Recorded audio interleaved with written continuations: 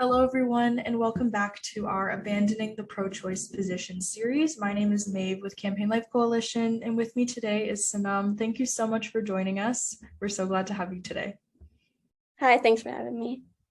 So my first question for you is if you could begin by telling us your pro-choice to pro-life conversion story and perhaps what influenced this conversion.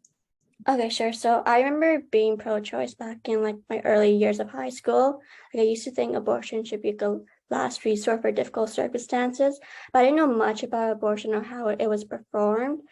But I eventually became curious about the other side and started to listen to their perspective. So I discovered activists like Lada Rose and organizations like Live Action, and it felt really refreshing to hear a different perspective, especially because it started to make a lot more sense to me. And as I learned more about embryology and the arguments against abortion, I started to change my mind over time. Of course, now I don't think violence is ever a solution to a difficult problem, not even as a last resort.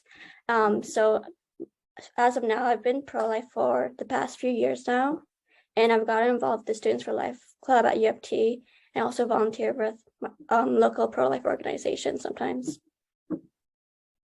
Well, that's amazing. In retrospect, what do you believe motivated your pro-choice beliefs or your pro-choice position? Okay, so for me, it was just a default position. Looking back, I didn't know anything about field development or what abortions look like. I would hear phrases like how abortion is supposed to be a woman's right or that women should have the right to choose. But so my pro-choice position back then was largely based on a lack of understanding and common misinformation.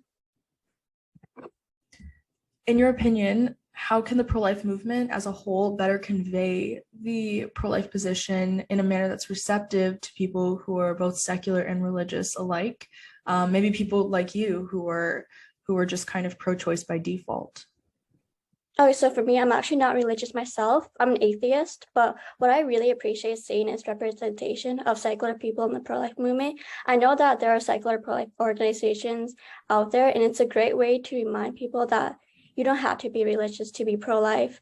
And I've noticed that a lot of non-religious people mistakenly believe that being against abortion is some religious belief. But if you can show them that the pro-life position is one rooted in science and human rights, then we can win more people over to our side.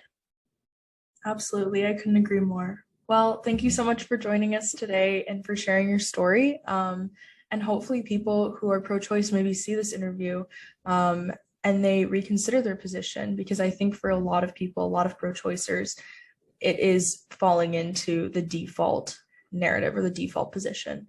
So I think if you look more into your position, the science is on our side, as well as the philosophy and the human rights. So, well, thank you so much for joining us today.